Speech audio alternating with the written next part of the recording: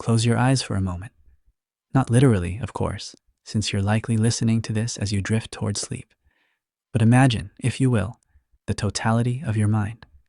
Picture it as a vast ocean, stretching out in all directions.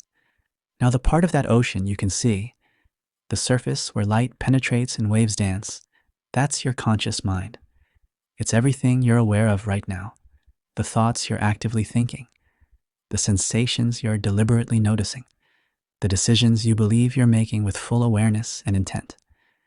But beneath that surface lies something far more vast, far more powerful, and infinitely more mysterious.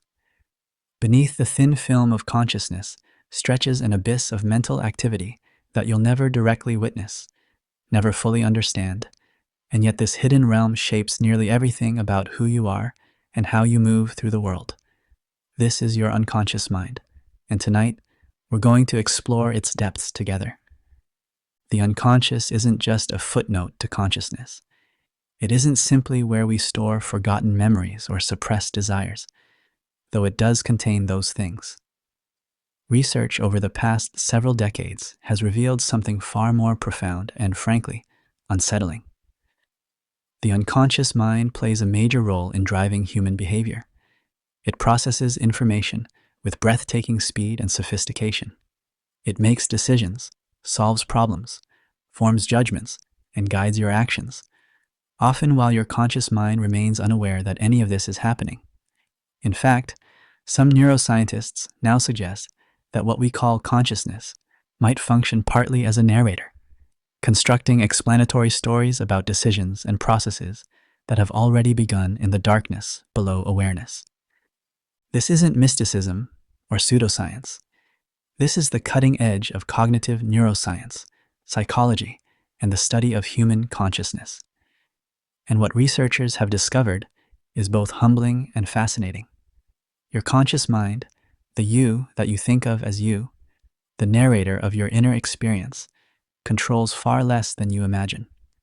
Most of what you do, think, and feel originates from processes operating entirely outside the spotlight of awareness.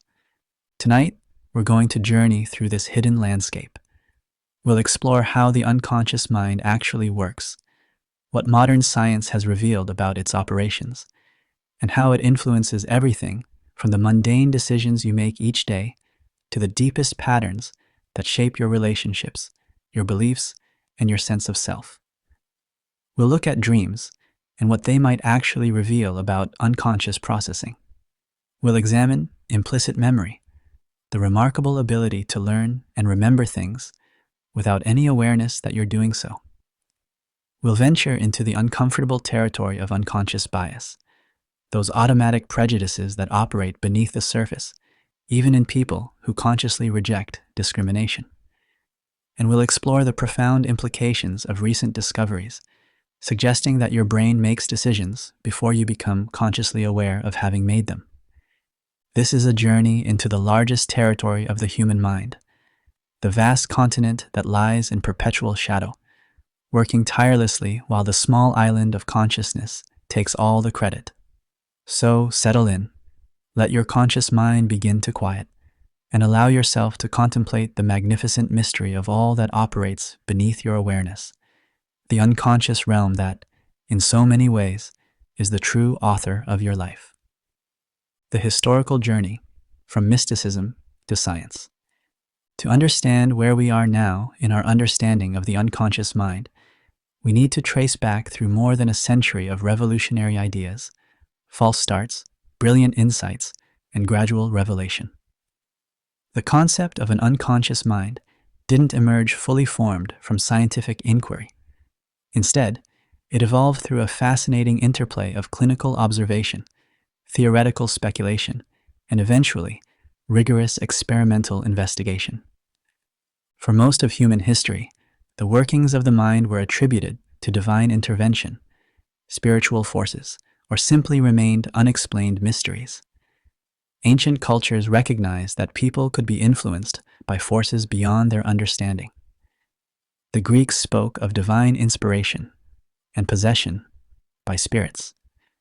Medieval thinkers attributed inner voices and compulsions to demons or angels, but the idea that there might be an entire realm of mental activity operating beneath conscious awareness, that the mind itself contained hidden depths, this was a relatively modern revelation. The term unconscious was actually coined in the late 18th century by the German Romantic philosopher Friedrich Schelling. The poet Samuel Taylor Coleridge later introduced it into English. But it was Sigmund Freud, the Austrian neurologist turned psychoanalyst, who truly brought the unconscious to center stage in Western thought. When Freud published The Interpretation of Dreams in 1899, released with a 1900 date, he didn't just introduce a theory. He fundamentally changed how humanity understood itself. Freud proposed that the mind was like an iceberg. The conscious part, everything we're aware of, floats above the surface. But beneath the waterline lies the unconscious, vast, powerful, and containing all the forbidden desires, repressed memories, and primitive drives that civilization forces us to hide from ourselves. Freud believed that these unconscious forces constantly press against the barrier of consciousness, seeking expression. Dreams, slips of the tongue, irrational fears, and neurotic symptoms were all, in his view, the disguised manifestations of unconscious content breaking through into awareness. Freud's model was elaborate and specific. He divided the unconscious into different regions and proposed mechanisms by which threatening thoughts were kept hidden. The id, a seething cauldron of instinctual drives. The ego, the rational part trying to mediate between desire and reality. The superego, the internalized voice of parental and societal authority. These weren't just metaphors to Freud. He believed they were real structures with real functions, even if they couldn't be directly observed. But Freud's contemporary, Carl Jung, offered a different vision. Jung agreed that the unconscious existed and was profoundly important, but he expanded the concept in fascinating directions. Jung proposed the existence of a collective unconscious, a layer of the psyche shared by all humanity.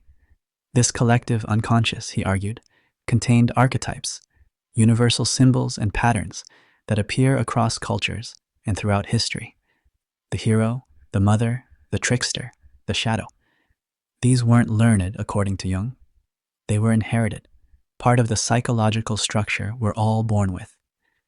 Jung saw dreams not as disguised wish fulfillment, as Freud did, but as spontaneous attempts by the psyche to communicate important information to consciousness. Dreams, in Jung's view, worked to compensate for imbalances in our conscious attitudes, to warn us about neglected aspects of ourselves, to integrate experiences we hadn't fully processed. Where Freud saw dreams as concealment, Jung saw them as revelation. Both Freud and Jung built their theories primarily on clinical observation. They worked with patients, analyzed dreams and symptoms, and constructed elaborate theoretical systems to explain what they observed. But this approach had significant limitations. The observations were subjective. The interpretations were difficult or impossible to test. And critically, both thinkers worked primarily with people experiencing psychological distress. Freud, in particular, developed his model of the unconscious based largely on studying neurotic patients. The question remained, did his findings apply to normal, healthy mental functioning, or only to pathology? This problem became increasingly apparent as psychology evolved into a more rigorously scientific discipline. In the early 20th century, behaviorists like John Watson argued that psychology should abandon the study of internal mental states altogether and focus solely on observable behavior. To the behaviorists, talk of the unconscious was unscientific speculation. If you couldn't observe it, measure it, or test it empirically, it didn't belong in scientific psychology. The behaviorist era pushed the unconscious to the margins of academic psychology for several decades. But eventually, the cognitive revolution of the 1960s brought mind back into scientific respectability. Psychologists once again felt comfortable studying mental processes, But now they did so with experimental rigor, careful controls, and quantifiable measures. And as they began to investigate how the mind actually processes information, stores memories, makes decisions, and controls behavior, they kept stumbling onto evidence of processes operating outside awareness. The modern scientific study of the unconscious began in earnest in the 1980s and has accelerated dramatically since then. Researchers developed clever experimental methods to reveal the influence of unconscious processes. They use techniques like priming, where exposing someone to a stimulus affects their subsequent behavior, even when they have no conscious memory of seeing that stimulus. They studied patients with brain damage who showed fascinating dissociations between what they consciously experienced and how they actually behaved. They employed brain imaging to watch neural activity unfold in real time, revealing that critical processing often occurs before conscious awareness catches up. What emerged from all this research was a picture of the unconscious, radically different from Freud's or Jung's visions, though not entirely inconsistent with them. The modern scientific view recognizes the unconscious not as a separate realm containing repressed content, but as the default mode of mental operation. The unconscious isn't a place, it's a process, or rather, a vast collection of processes. It's all the mental work that happens automatically, quickly, and without conscious attention or intention. Contemporary researchers have shown that the unconscious handles an enormous range of cognitive tasks. It processes sensory information, filtering the constant flood of stimuli to extract what's relevant. It retrieves memories, often bringing relevant information to mind without any conscious search effort. It makes calculations and solves problems, sometimes arriving at solutions that surprise the conscious mind. It monitors the environment for threats and opportunities, constantly scanning for anything that might require attention or action. It forms impressions of other people, evaluating trustworthiness, competence, and attractiveness in milliseconds. It even makes decisions, initiating actions before conscious awareness registers what's happening. The unconscious, in this modern view, isn't irrational or primitive, though it does operate by different rules than conscious thought. It's not a repository of dark desires fighting against civilized restraint, though it certainly can contain attitudes and impulses we'd prefer not to acknowledge. Instead, the unconscious is a sophisticated, highly efficient information processing system. It's the brain's way of handling the overwhelming complexity of existence without burning out the limited capacity system of conscious attention and deliberation. This reconceptualization has profound implications. It suggests that consciousness itself might be more limited, more peripheral to mental life than we naturally assume. The conscious mind, that inner narrator we identify as ourselves, might be less the executive making decisions and more the press secretary explaining decisions already made elsewhere. This is a humbling thought, perhaps even a disturbing one, but as we'll see throughout this journey, it's a thought supported by a remarkable body of evidence. The architecture of the unconscious, how it actually works. Let's get more concrete about what the unconscious actually does and how it operates, because while the term unconscious mind might sound like a single thing, a unified system, that's not quite right. The unconscious is better understood as a collection of different processes and systems, all operating beneath the threshold of awareness, but doing very different kinds of work. At the most basic level, the unconscious handles perception. Your sensory systems, your eyes, ears, skin, are constantly bombarded with information. Light waves hit your retina. Sound waves vibrate your eardrums. Pressure, temperature, and chemical signals activate receptors throughout your body. The amount of raw data your sensory organs collect each second is staggering, far more than consciousness could possibly process. So most of this processing happens unconsciously. Your visual system, for example, performs extraordinarily complex computations entirely outside awareness. It extracts edges and contours from patterns of light. It identifies objects and faces. It calculates distance and motion. It fills in missing information and corrects for distortions.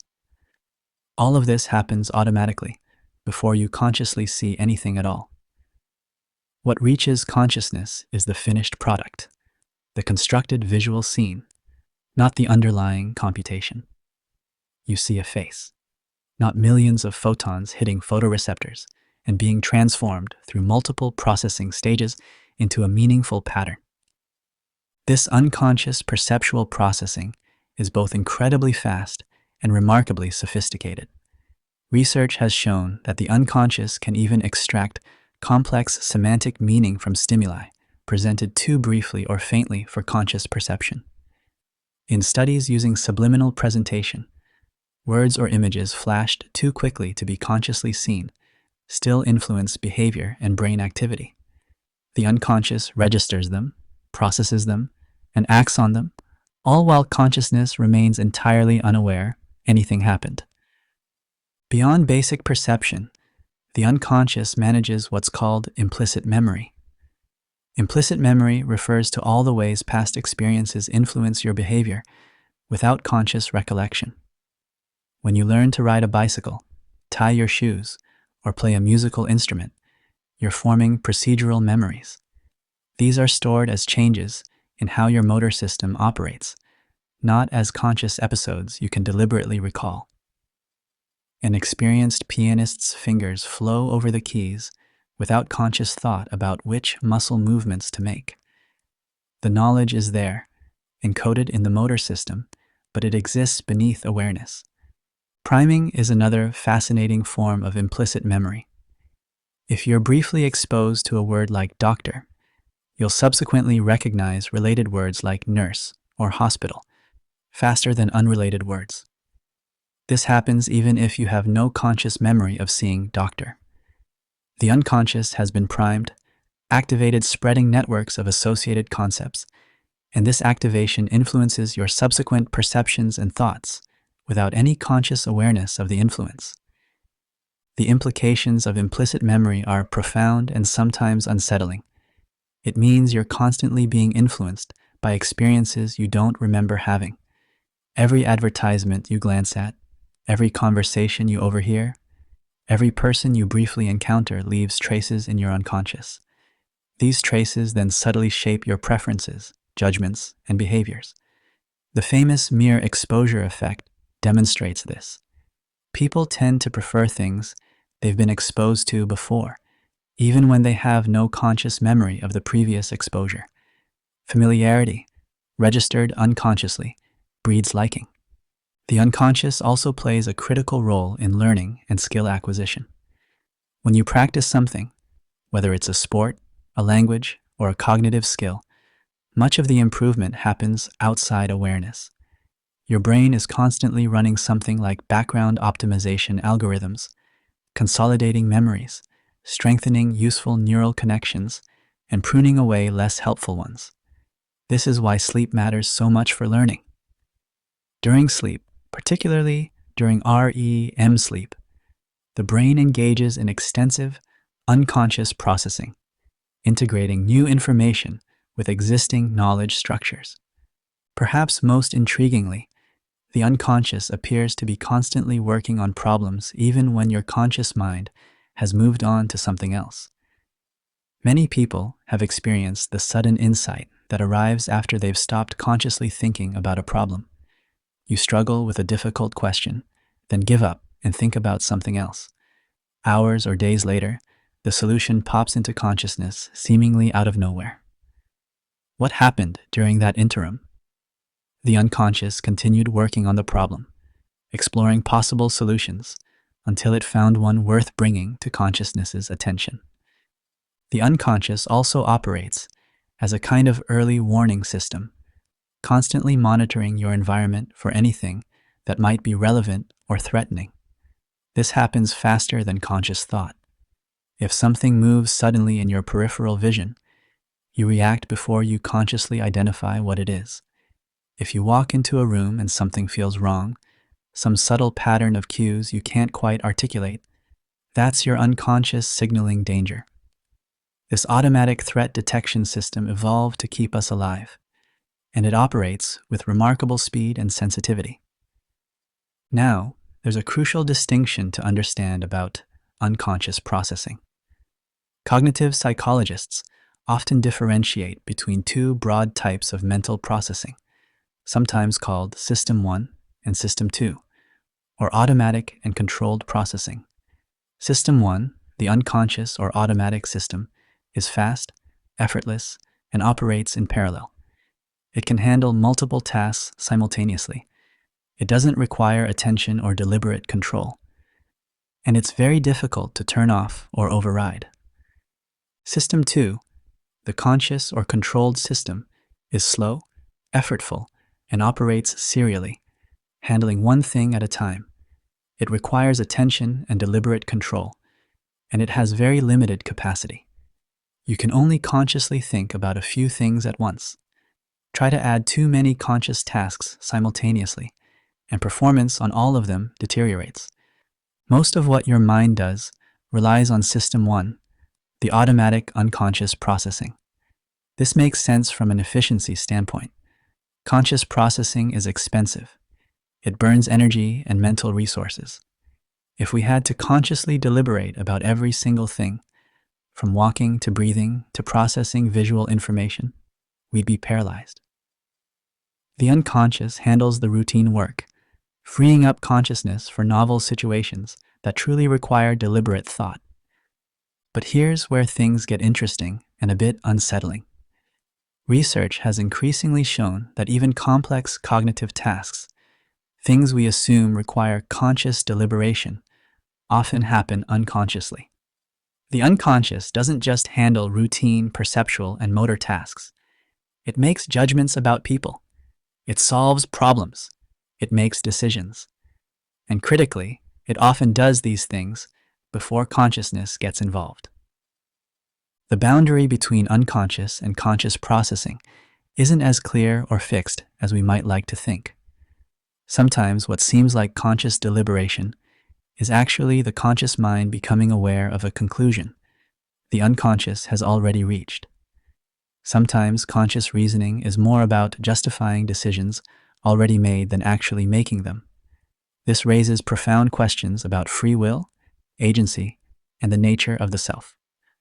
Questions we'll explore more deeply as we continue this journey.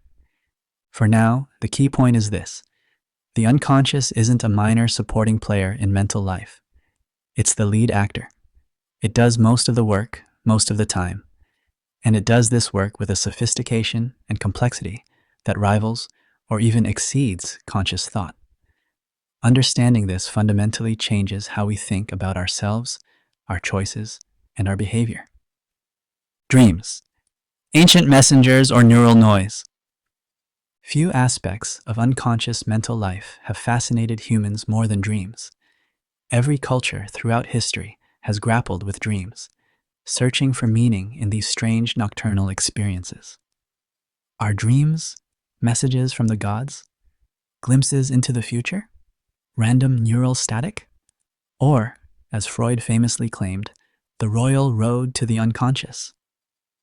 The scientific study of dreaming took a major leap forward in the 1950s with the discovery of REM sleep, rapid eye movement sleep.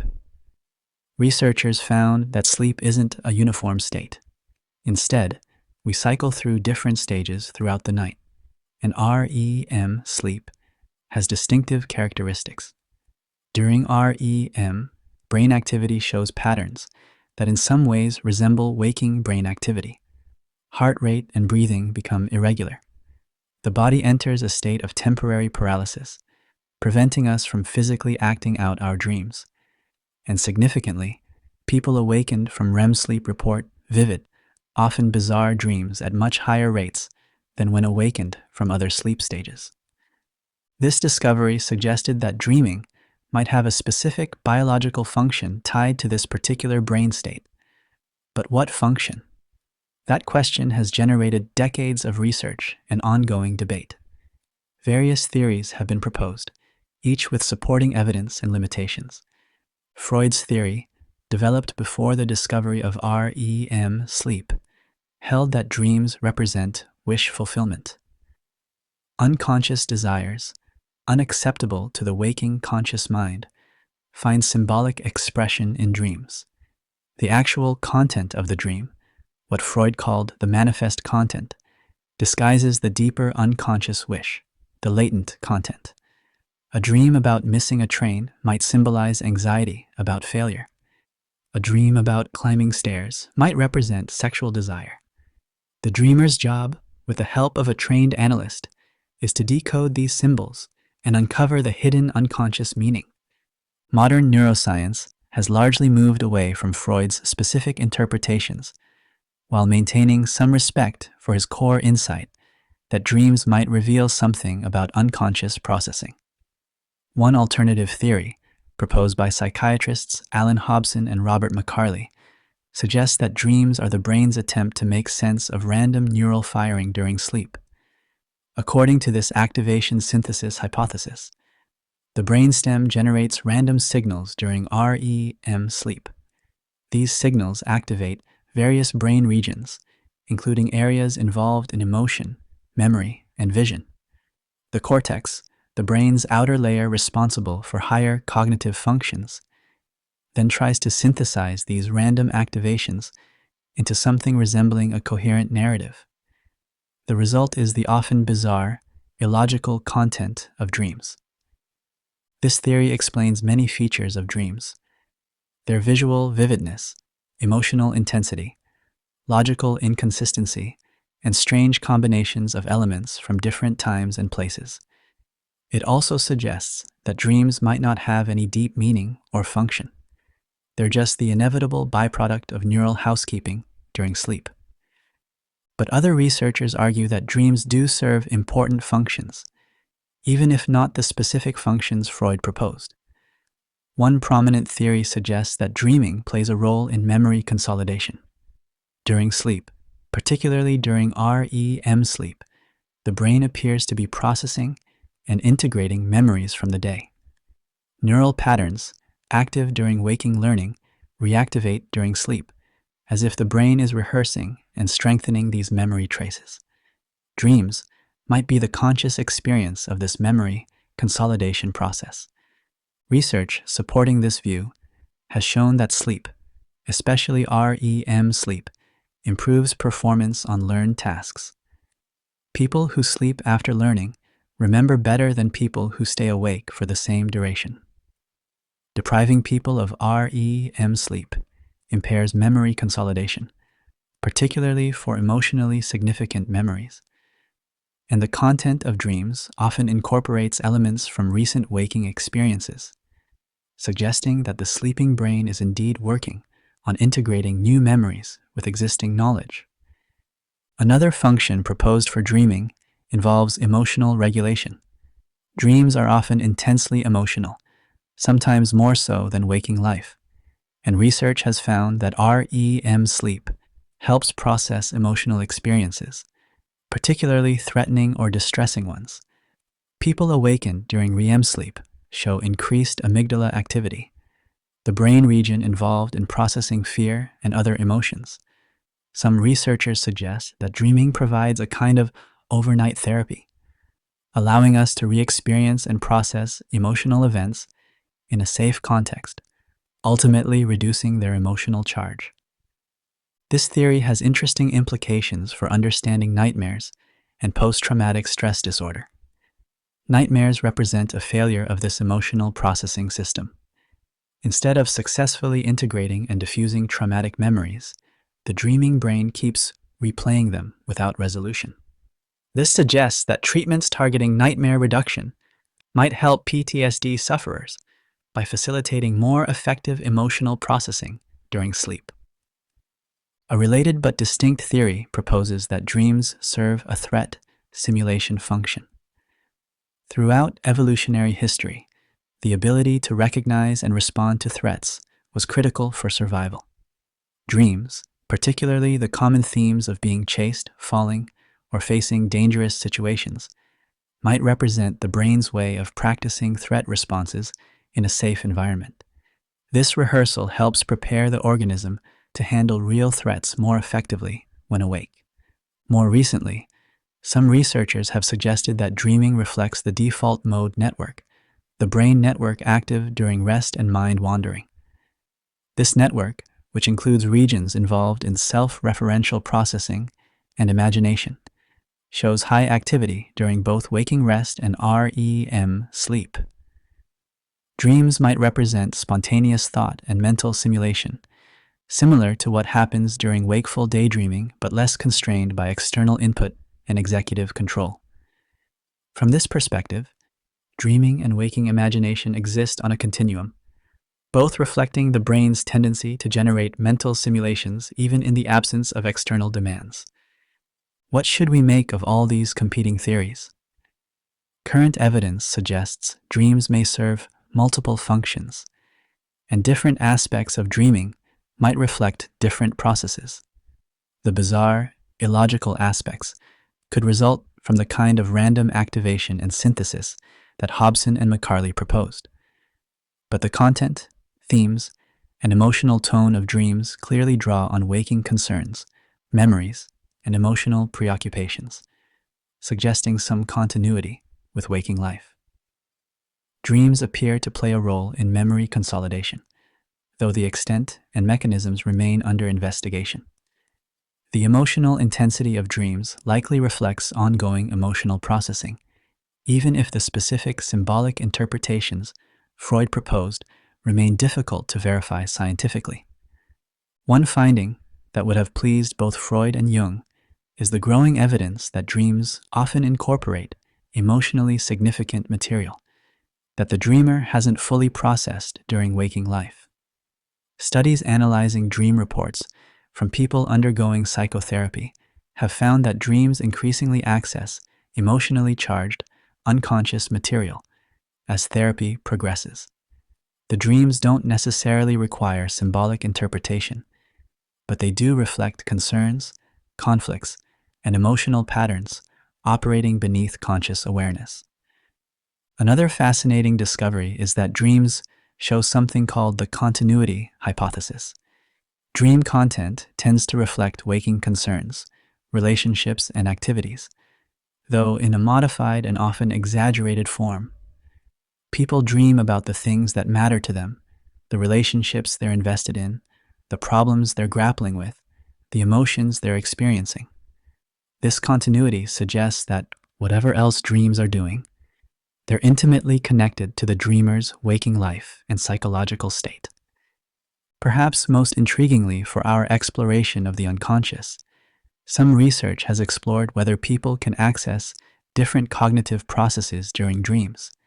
Studies of lucid dreaming, the state where dreamers become aware they're dreaming while the dream continues, have investigated whether lucid dreamers can deliberately engage with problems during their dreams.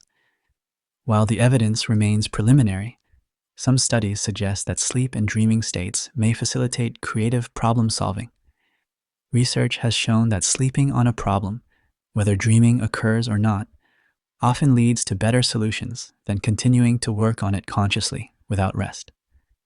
The sleeping brain, operating with reduced conscious control, may make novel connections and generate insights that differ from those produced during focused waking thought.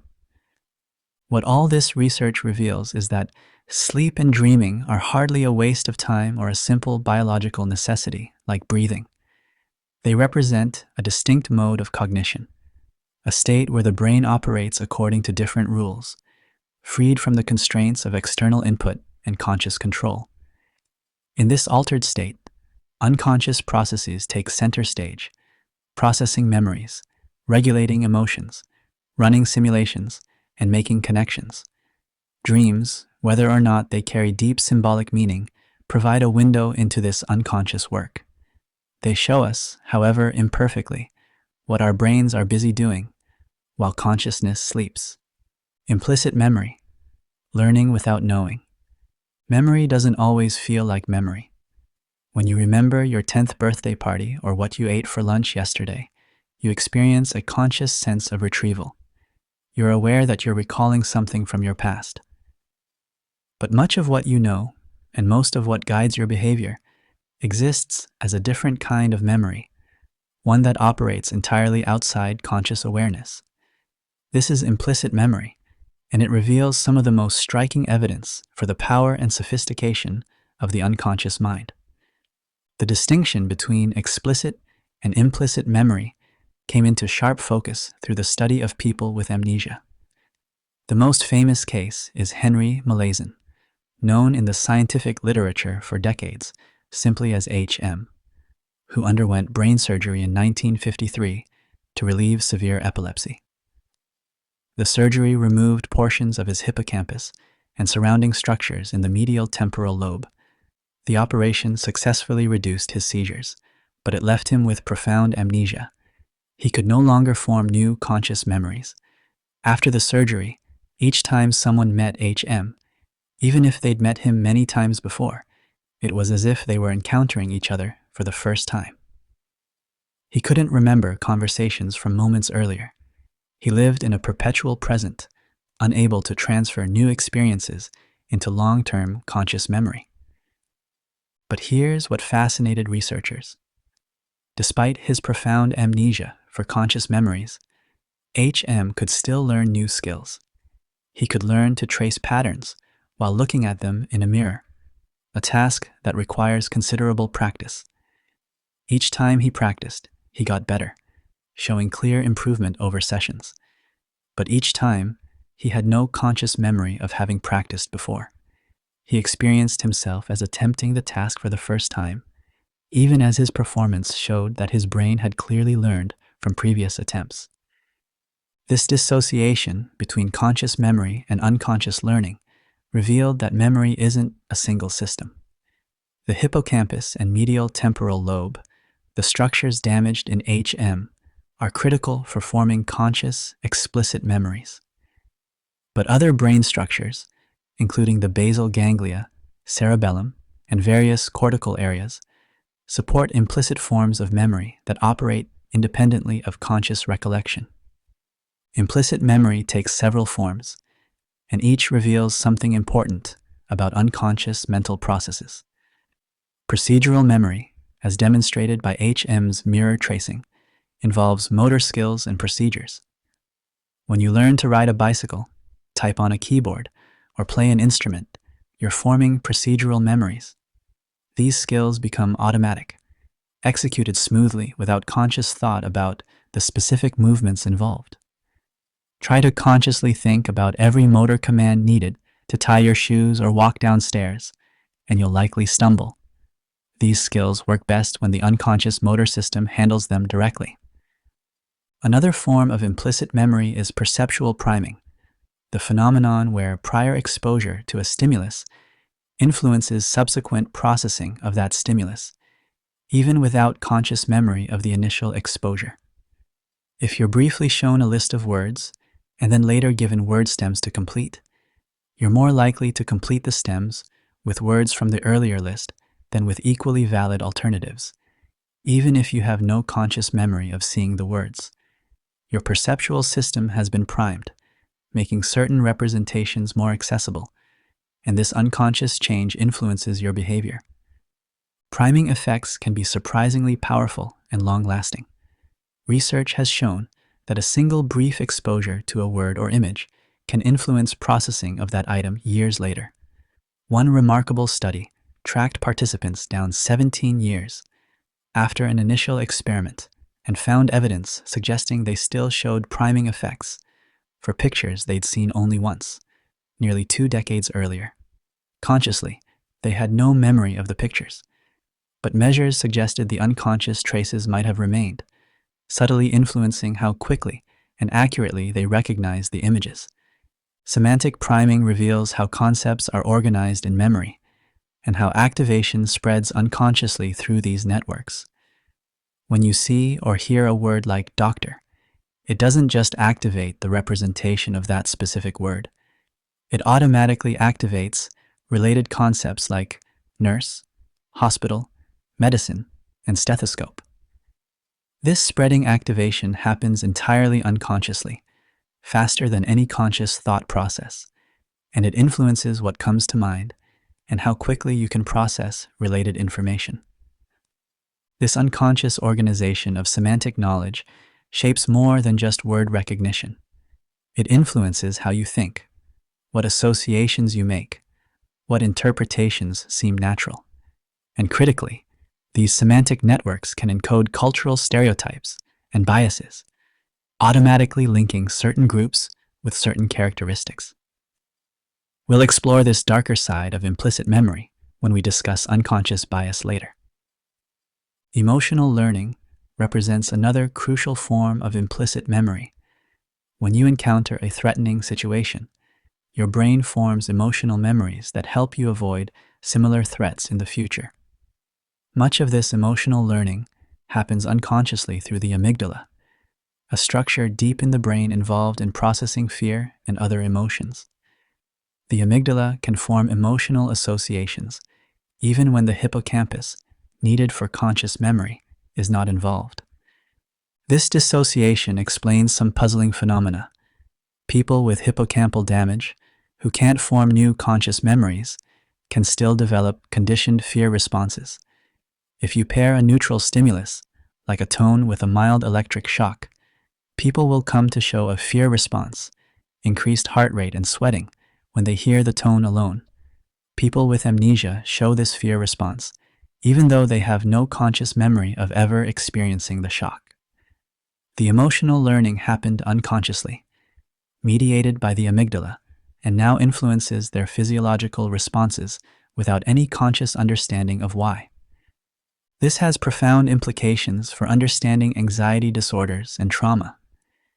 People can carry unconscious emotional memories that trigger fear and avoidance, even when they have no conscious recollection of the original threatening event. A combat veteran might feel intense anxiety when hearing a sound similar to gunfire, without consciously remembering the association with danger. A child who experienced medical trauma might develop unexplained fear of doctors' offices, without any conscious memory of the traumatic event. The emotional learning happened unconsciously and continues to influence behavior unconsciously. The existence of implicit memory demonstrates several crucial points about the unconscious mind. First, learning and memory don't require consciousness.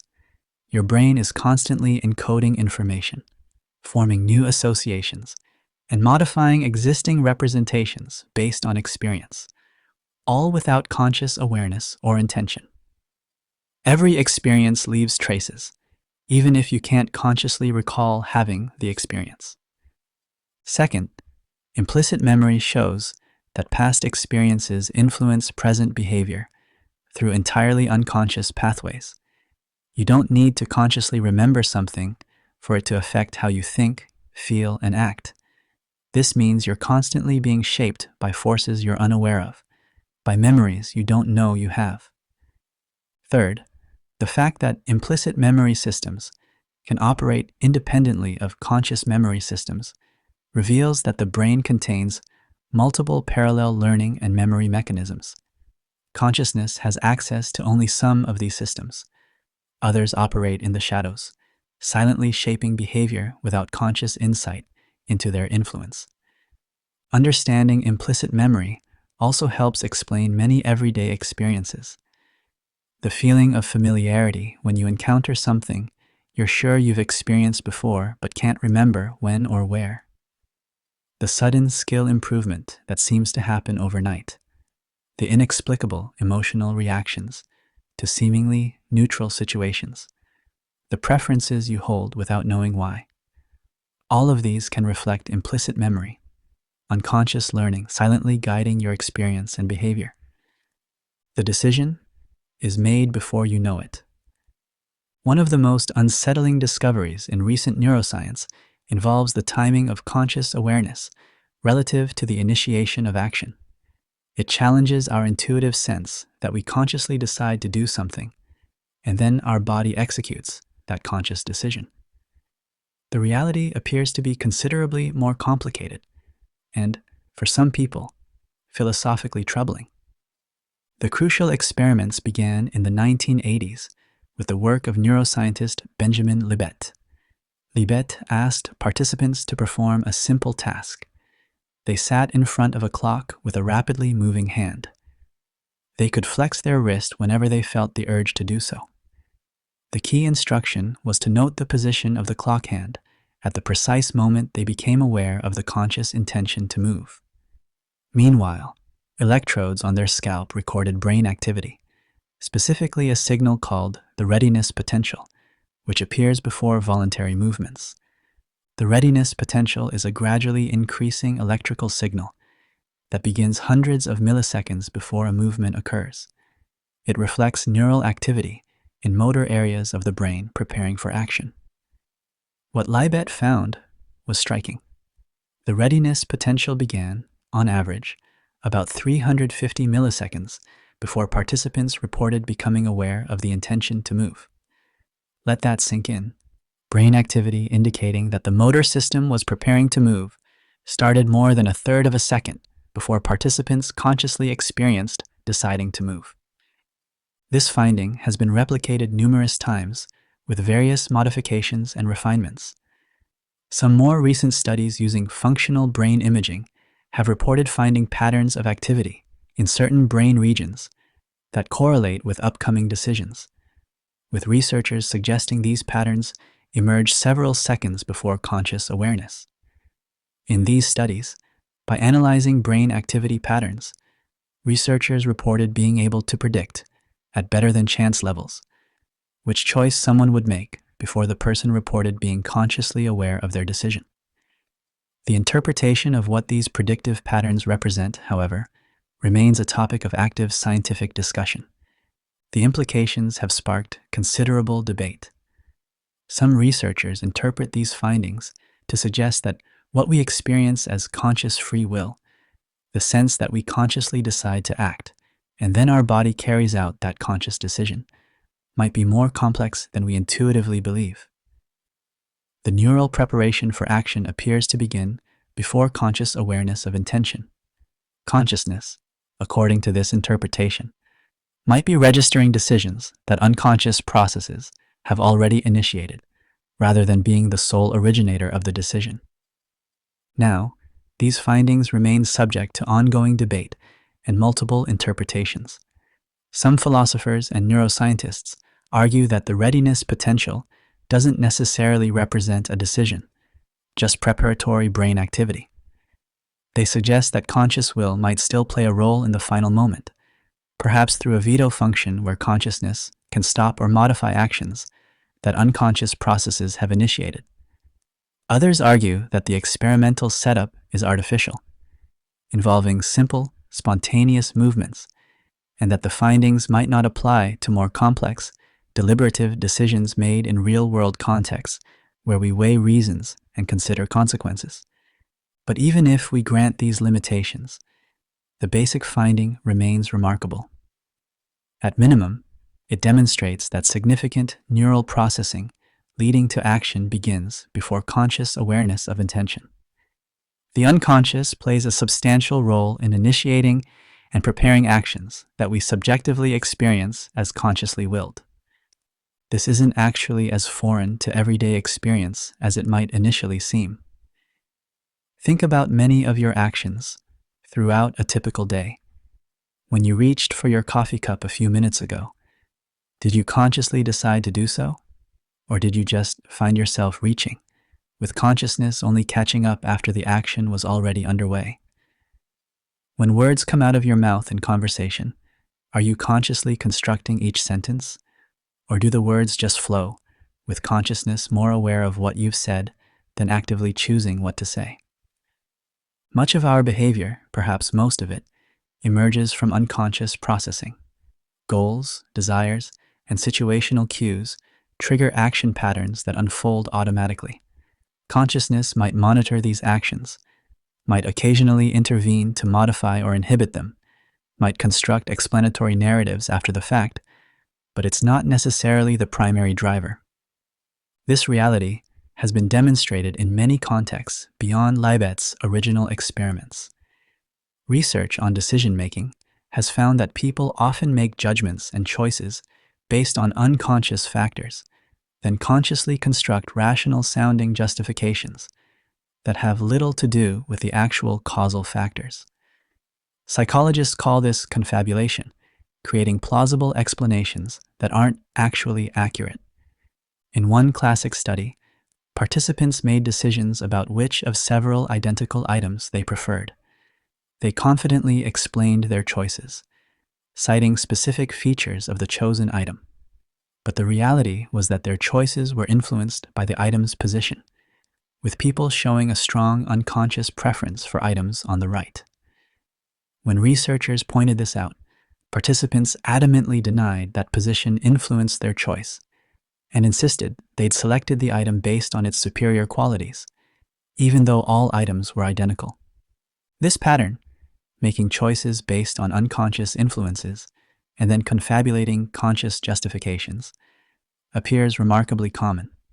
It suggests that much of what we experience as conscious reasoning about our choices and behaviors is actually after-the-fact rationalization of decisions made unconsciously.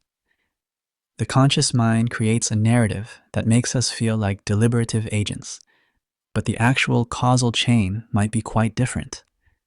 This research suggests that goals can be activated unconsciously through subtle environmental cues, and once activated, these unconscious goals can guide behavior.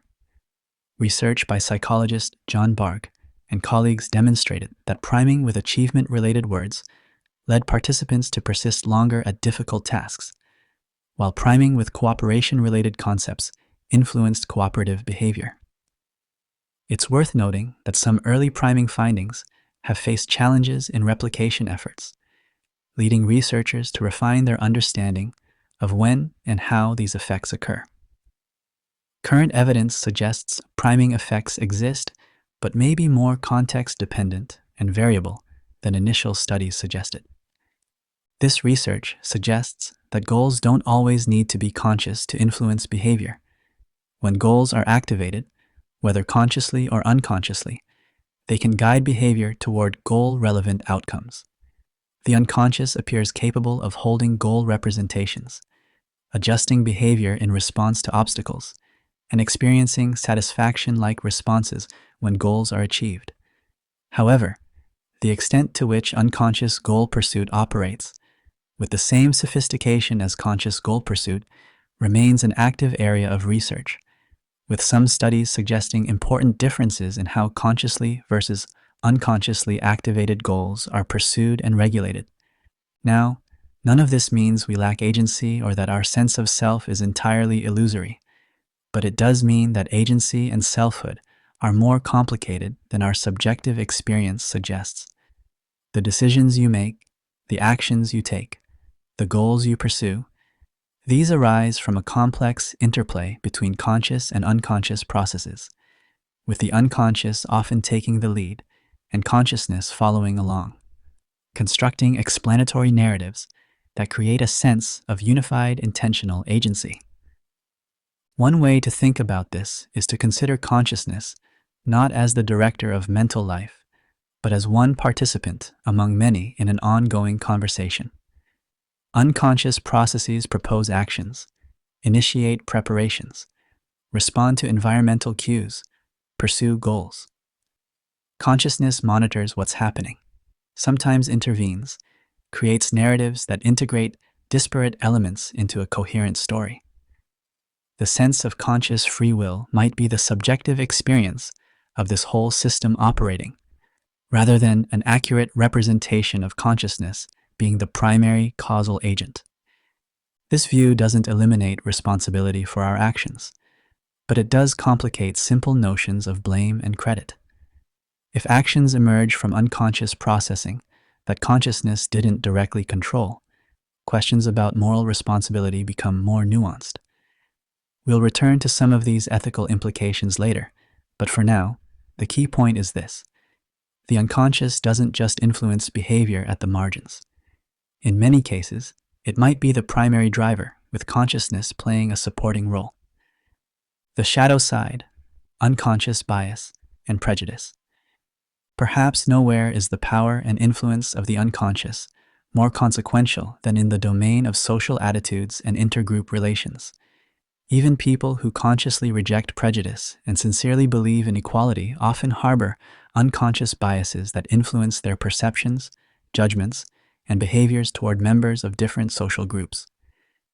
These implicit biases represent one of the most troubling manifestations of unconscious processing, and understanding them is critical for addressing persistent inequality and discrimination. The term implicit bias was coined by psychologists Mazarin Banaji and Anthony Greenwald in the mid-1990s. They argued that social behavior is largely influenced by unconscious associations and judgments, attitudes, and stereotypes that operate automatically and involuntarily, even in people who consciously believe they're free from prejudice. This wasn't just theoretical speculation. Banaji and Greenwald, along with Brian Nosek, developed a tool to measure these unconscious associations, the Implicit Association Test, or IAT. The IAT works by measuring reaction times as people categorize stimuli. In a race IAT, for example, participants see faces of black and white individuals along with positive and negative words. In some blocks of trials, they press one key when they see a black face or a positive word, and a different key for white faces or negative words. In other blocks, the pairing is reversed. One key for black faces or negative words, another for white faces or positive words. For most people, reaction times are faster when white faces are paired with positive words and black faces with negative words than in the reverse pairing. This difference in reaction times suggests an unconscious association between race and valence, even in people who consciously endorse egalitarian values and deny having racial preferences. The IAT doesn't measure explicit, conscious attitudes. It measures automatic associations, the mental connections that have been formed through exposure to cultural messages, media representations, and societal patterns. The findings from millions of IAT administrations, available online for anyone to take, have been remarkably consistent and somewhat disturbing. The majority of people, including many members of stigmatized groups, show implicit biases favoring socially dominant groups. Most Americans show implicit preferences for white over black individuals, for young over old, for thin over overweight, for able-bodied over disabled. These biases aren't limited to the United States or to particular demographic groups. Similar patterns appear across cultures, though the specific content of biases reflects local social hierarchies and stereotypes. Importantly, implicit biases don't perfectly match explicit attitudes. Many people who score high on implicit bias tests report low levels of explicit prejudice. They consciously reject stereotypes and prejudice, sincerely believe in equality, and would be horrified to think of themselves as biased. Yet, their automatic associations, formed through years of exposure to cultural stereotypes and societal patterns, reveal implicit preferences and stereotypes that contradict their conscious values. The critical question is, do these implicit biases actually matter? Do they influence behavior in ways that perpetuate discrimination and inequality? This has been extensively researched, with findings that are both important and nuanced. Research suggests that implicit bias can influence behavior, particularly in ambiguous situations where multiple interpretations are possible or where decisions can be rationalized on various grounds. However, the relationship between IAT scores and specific discriminatory behaviors is more complex and variable than early research suggested. Meta-analyses have found that while implicit bias measures do correlate with discriminatory behavior, the correlation tends to be modest, and the predictive relationship varies considerably depending on the context and type of behavior being examined. In hiring decisions, for example, implicit bias can influence how ambiguous information about candidates is interpreted. A gap in employment history might be seen as a red flag for one candidate, but innocuously explained away for another. Depending on unconscious associations, between the candidate's social group membership and presumptions about reliability or competence. In healthcare, implicit bias has been linked to disparities in pain treatment, diagnostic testing, and quality of communication, with patients from stigmatized groups receiving subtly different care even when presenting with identical symptoms. In education, teacher expectations and interactions with students can be influenced by implicit biases related to race, gender, and socioeconomic status. These subtle differences in expectations and treatment can accumulate over time, contributing to achievement gaps. In law enforcement, implicit bias has been linked to disparities in who gets stopped, searched, and subjected to use of force, with research showing that implicit associations between racial groups and dangerousness can influence split-second decisions in high-pressure situations. The mechanisms through which implicit bias influences behavior are varied. Sometimes it affects attention and perception, making stereotype-consistent information more noticeable and stereotype-inconsistent information easier to overlook.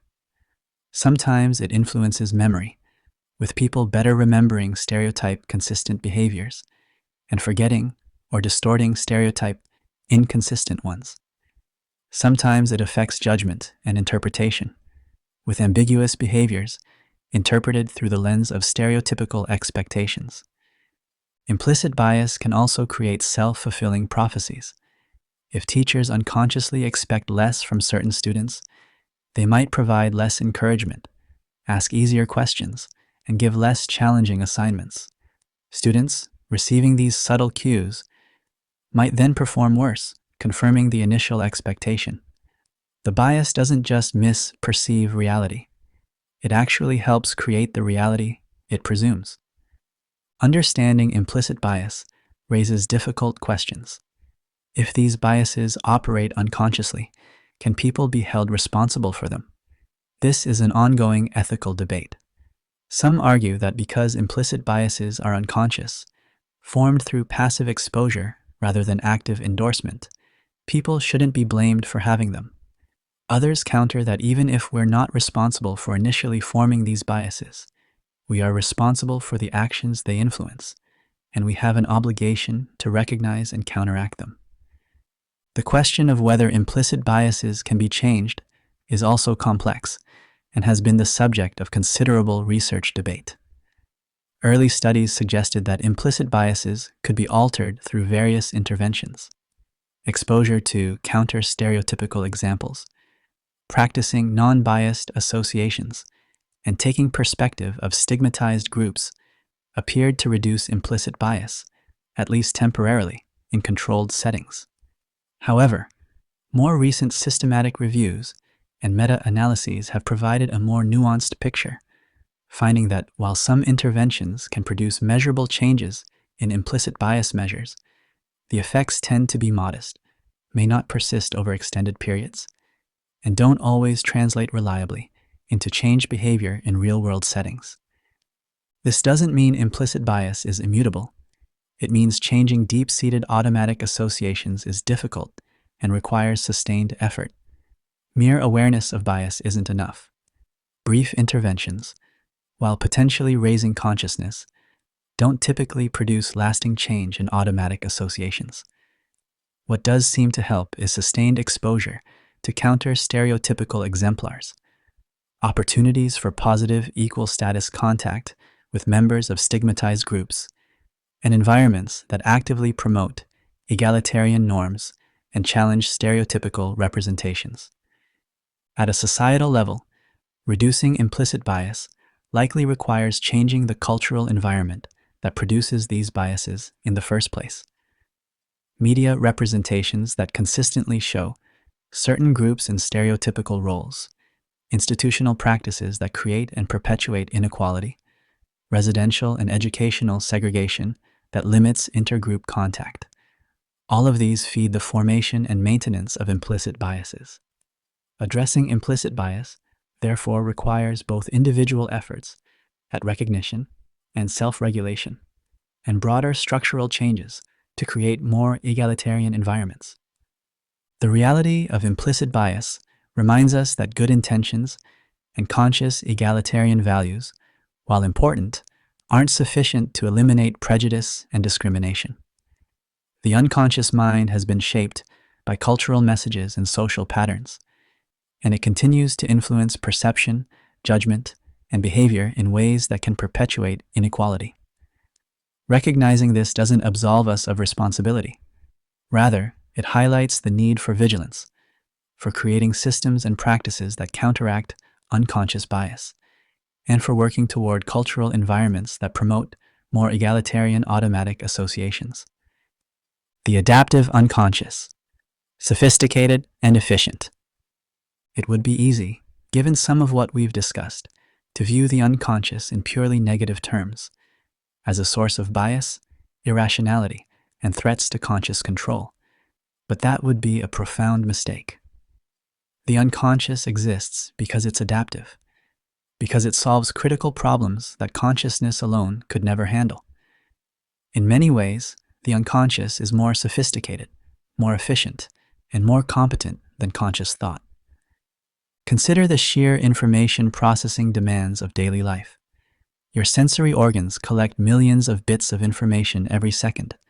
Your environment presents constant complexity, changing conditions, multiple tasks, social interactions, physical challenges. If you had to consciously process all this information, make deliberate decisions about every action, reason through every judgment, you'd be paralyzed. The bandwidth of conscious attention and deliberation is far too limited for the task. The unconscious solves this problem through automated parallel processing. It handles routine tasks without conscious supervision. It monitors the environment for threats and opportunities. It filters the flood of sensory information to extract what's relevant. It retrieves relevant memories without conscious search. It implements well-learned skills smoothly and efficiently. In doing all this, it frees consciousness to focus on novel situations, complex problems, and tasks that truly require deliberate thought and attention. This division of labor is extraordinarily efficient. The unconscious is fast, processing information and initiating responses in milliseconds. It's parallel, handling multiple tasks simultaneously without interference. It's associative, making connections based on similarity and contiguity rather than logical analysis. And it's highly tuned to patterns, extracting regularities from experience and using them to guide behavior. Psychologists sometimes distinguish between the adaptive unconscious and the psychoanalytic unconscious of Freudian theory. The adaptive unconscious isn't primarily about repressed desires and internal conflicts. It's about sophisticated information processing systems that operate outside awareness to help us navigate a complex world.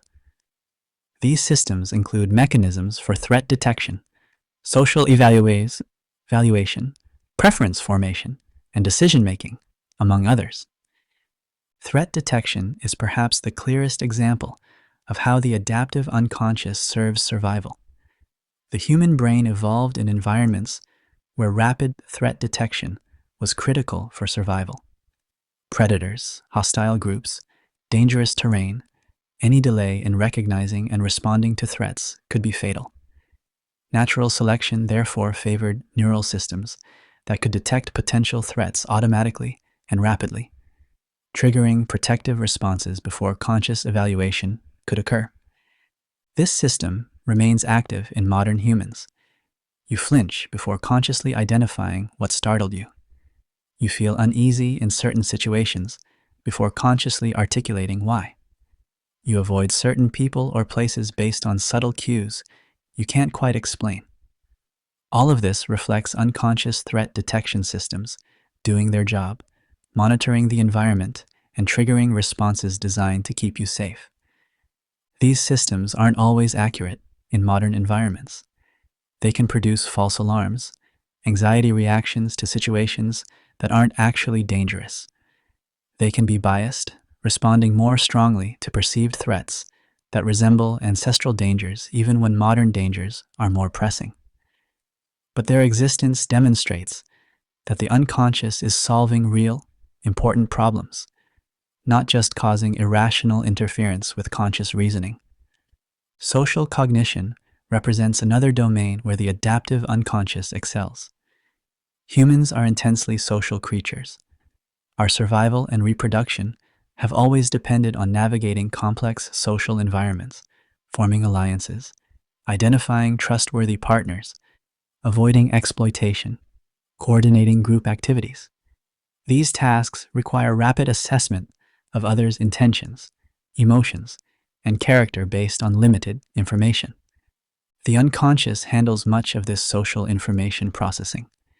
You form first impressions in milliseconds, automatically evaluating whether someone seems trustworthy, competent, warm, or threatening. You read emotional expressions automatically, often mirroring others' emotions without conscious intention. You pick up on subtle social cues, body language, tone of voice, conversational patterns, extracting information about relationships, status, and intentions. Much of what makes someone socially skilled involves unconscious processing, the automatic reading and responding to social signals that happens too quickly for conscious deliberation. Research has found that these rapid unconscious social judgments can sometimes be surprisingly accurate, though the extent and conditions of this accuracy remain debated.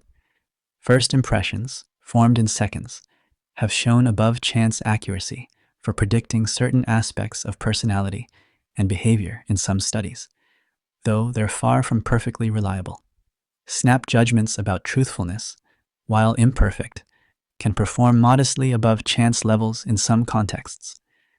Unconscious social cognition appears to extract real information from the wealth of subtle cues people emit, information that conscious deliberation might miss by focusing too narrowly on explicit verbal content, though these rapid judgments are also susceptible to stereotyping and bias. The unconscious also plays a crucial role in creativity and problem solving. Many creative insights arrive suddenly, seemingly from nowhere, after periods when the problem wasn't being consciously considered. This suggests that unconscious processes continue working on problems even when conscious attention has moved elsewhere. The unconscious appears particularly good at making novel associations, connecting disparate concepts in ways that can lead to creative breakthroughs. Research on problem solving has found that sometimes the best strategy is to stop consciously thinking about a problem and engage in some unrelated activity. This incubation period allows unconscious processes to work on the problem without the constraints and rigidity that conscious thought sometimes imposes. When consciousness returns to the problem, solutions that seemed elusive before might suddenly appear obvious. The unconscious also appears to integrate information in ways that can produce superior judgments. In situations with multiple relevant factors and complex patterns, conscious deliberation can actually interfere with good decision-making.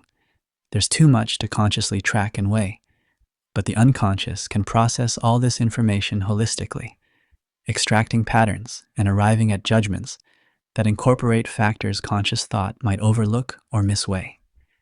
This has been demonstrated in studies of expert intuition in specific domains. Expert chess players, for example, can often make strong moves quickly, drawing on extensive pattern recognition developed through years of practice, rather than conscious calculation of every possibility. They've internalized thousands of board patterns through experience, and their unconscious pattern recognition systems can identify promising moves without extensive conscious analysis. Similarly, experienced physicians sometimes report diagnostic intuitions based on subtle cues they initially struggle to articulate. Their pattern recognition systems, trained through extensive clinical experience, can signal diagnostic possibilities that then guide further conscious investigation. Of course, unconscious processing isn't always superior. Expert intuition requires extensive experience in domains with reliable feedback. In novel situations, with misleading patterns, or without good feedback to calibrate unconscious learning. Intuitive judgments can be systematically biased and wrong. The unconscious learns from experience, but if experience is biased or limited, the unconscious will acquire biased patterns. The key point is that the unconscious isn't simply a primitive, irrational system that consciousness must struggle to control. It's a sophisticated, essential component of human cognition. It handles tasks consciousness couldn't manage, frees attentional resources for other demands, and often arrives at solutions and judgments that conscious deliberation might miss. Consciousness and unconscious processing work together, each contributing to adaptive behavior, each compensating for the other's limitations. Understanding this balanced view of the unconscious helps us appreciate both its value and its limitations. We need unconscious processing to function in a complex world. We also need to recognize its biases and limitations and employ conscious reasoning to check and correct unconscious tendencies when appropriate. The goal isn't to eliminate unconscious influence, which would be impossible and undesirable. The goal is to understand how unconscious and conscious processes work together and to create conditions where both can contribute to adaptive, ethical, and effective behavior. The boundaries of consciousness. Where does the unconscious end? As we've explored the unconscious throughout this journey, you might have noticed a recurring question. Where exactly is the boundary between conscious and unconscious? This turns out to be a remarkably difficult question to answer, and the difficulty reveals something important about the nature of mind. The traditional view imagined a clear division: conscious processes on one side, unconscious on the other. Conscious processes were those we're aware of, can report on, and experience subjectively.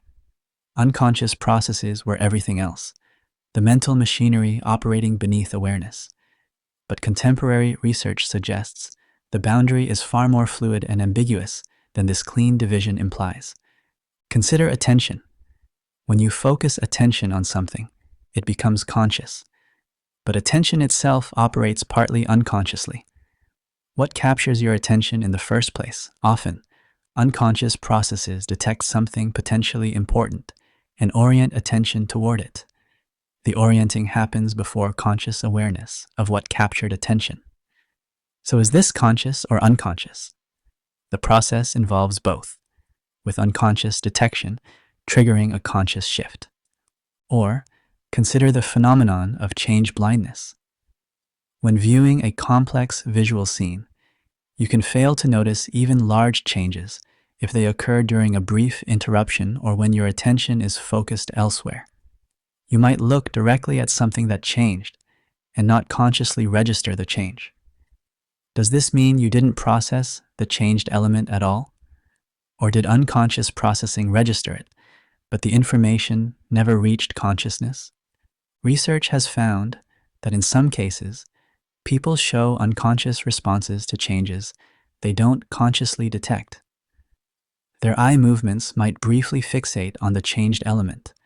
Their skin conductance might increase slightly. Brain activity patterns might differ.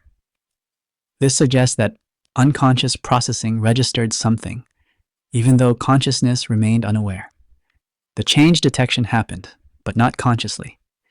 These examples illustrate what's called the gradation problem. Mental processing appears to exist on a continuum from completely unconscious, with no possibility of awareness, to fully conscious, with clear, subjective experience. But there are many intermediate states: fringe consciousness, where you're dimly aware of something but not focusing on it; pre-conscious processing, where information is available to consciousness but not currently being attended to; subliminal perception, where stimuli are processed but don't reach the threshold for conscious experience. This gradation creates challenges for researchers trying to measure and define the unconscious. How weak does a stimulus need to be to count as subliminal? How confident does someone need to be that they didn't see something for us to conclude it was unconscious? Different researchers use different criteria, and this methodological variation contributes to ongoing debates about the nature and capabilities of unconscious processing.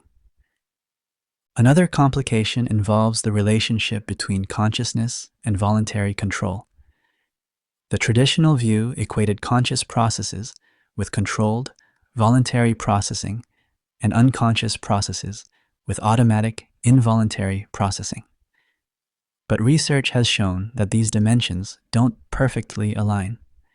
Some conscious experiences are involuntary. You can't choose what thoughts pop into your head or stop yourself from seeing optical illusions even when you know they're illusions. And some unconscious processes can be influenced voluntarily. You can train yourself to automatically respond in certain ways through deliberate practice. The boundary between conscious and unconscious also appears to be influenced by cognitive resources and motivation. When people are cognitively busy, more processing happens unconsciously because consciousness lacks the resources to attend to everything. Under time pressure, decisions that might normally involve conscious deliberation get made more automatically. When motivation is low, people rely more on unconscious heuristics and automatic responses. This malleability suggests that what's conscious versus unconscious isn't fixed, but depends on circumstances. The same process might be conscious in one situation and unconscious in another. This makes it difficult to categorize specific types of processing as inherently conscious or unconscious. Recent neuroscience has added another layer of complexity. Brain imaging studies can identify neural activity associated with specific mental content before that content reaches conscious awareness. This has led some researchers to ask whether consciousness might be more about global availability of information rather than the information processing itself. In this view, many brain regions process information unconsciously, performing sophisticated computations. Consciousness emerges when information from these unconscious processes becomes globally available, shared across brain networks, and accessible for verbal report, deliberation, and guiding action. This global workspace theory, one of several prominent theories of consciousness, suggests that the boundary between conscious and unconscious isn't a spatial division in the brain, but rather a functional distinction based on how widely information is broadcast. Local processing in specialized brain regions remains unconscious. When information from these regions gets amplified and broadcast widely, entering the global workspace, it becomes conscious according to this framework. If this theory is correct, then most of what the brain does is unconscious in the sense of being local, specialized processing. Consciousness is the minority state, occurring only when information achieves global availability. This would explain why we can be conscious of so little at once. The global workspace has limited capacity. It would also explain why so much mental processing happens outside awareness. Most processing doesn't need to be globally available, and making everything conscious would overwhelm the system. The ambiguity about the boundary between conscious and unconscious has philosophical implications. If consciousness doesn't correspond to a clear neural division, but rather to information availability, questions about the nature of subjective experience become more complex. What makes globally available information feel like something? Why does consciousness have a subjective, experiential quality that local, unconscious processing presumably lacks? These remain deep mysteries, but recognizing the fluidity of the conscious-unconscious boundary helps us appreciate that these aren't separate realms, but different aspects of a unified mental system. The unconscious isn't something foreign, other, lurking beneath the civilized conscious mind. It's the vast majority of mental processing, the underlying support system that makes consciousness possible.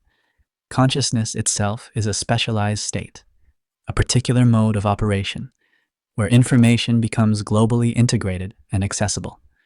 Both are essential aspects of mind, neither reducible to or fully independent of the other. Living with our hidden minds. As we near the end of this exploration, it's worth reflecting on what it means to live with the knowledge that so much of our mental life operates beneath awareness. How should this understanding change how we think about ourselves, our choices, and our responsibility for our actions? First, recognizing the power of the unconscious should inspire humility. The sense we all have that we're rational agents, fully aware of why we think, feel, and act as we do, turns out to be largely illusory. Much of what drives behavior originates from processes we can't directly access. We make decisions for reasons we don't fully understand. We hold attitudes we didn't consciously choose to adopt. We're influenced by factors we don't recognize are influencing us. This doesn't mean we're just puppets of unconscious forces with no real agency. But it does mean our agency is more constrained, more contextual, and more dependent on unconscious processing than our subjective experience suggests. Acknowledging this can make us more cautious about overconfident self-assessment, more open to feedback from others who might perceive patterns we miss, and more thoughtful about creating conditions that promote adaptive, rather than maladaptive, unconscious influences. Recognizing unconscious influence also has implications for self-understanding and personal growth. Much of therapy and self-reflection involves trying to access and modify unconscious patterns. If we believe our conscious thoughts and intentions fully explain our behavior, we might remain puzzled by persistent patterns that don't match our conscious values and goals. But recognizing that unconscious processes play a major role opens up different approaches to change. Sometimes change requires not just conscious resolution, but modifying unconscious associations and automatic responses. This might involve exposure therapy for fears, where repeated safe encounters with feared stimuli eventually modify unconscious threat detection. It might involve mindfulness practice, developing awareness of automatic thoughts and reactions so consciousness can intervene. It might involve environmental restructuring, changing situations to prompt different unconscious responses, rather than trying to consciously override automatic patterns. The existence of implicit bias highlights the need for systems and practices that counteract unconscious tendencies, rather than relying solely on good intentions and conscious commitment to fairness. In hiring, structured interviews and standardized evaluations can reduce the influence of implicit bias compared to unstructured processes where unconscious associations have more room to operate. In medicine, checklists and protocols can ensure consistent care regardless of unconscious biases. In everyday interactions, awareness that our perceptions and judgments are influenced by unconscious associations can prompt us to question automatic reactions and seek additional information before acting. Understanding unconscious influence also complicates notions of moral responsibility. If someone acts based on unconscious bias, are they responsible for that action? Most philosophical and legal traditions hold that ignorance of our unconscious influences doesn't eliminate responsibility, though it might mitigate it in some cases. We're responsible for educating ourselves about our biases, creating conditions that reduce their influence, and correcting our behavior when we become aware we've acted unfairly. But this also means we should have some compassion for others and ourselves when unconscious influences lead to mistakes. Blaming and shaming people for having implicit biases that are nearly universal and largely produced by cultural exposure may be less productive than working to change the cultural conditions that produce these biases and helping people develop awareness and strategies to counteract them. The reality of extensive, unconscious processing also raises questions about authenticity.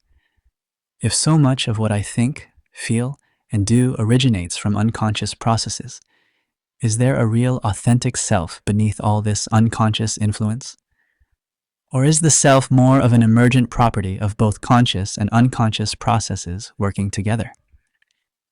Contemporary philosophy and psychology increasingly favor the latter view. The self isn't a discrete entity that could exist independently of all the processes conscious and unconscious, that constitute mental life. Rather, the self is the pattern that emerges from all these processes operating together over time. Unconscious processes aren't something foreign to the self. They're part of what constitutes the self.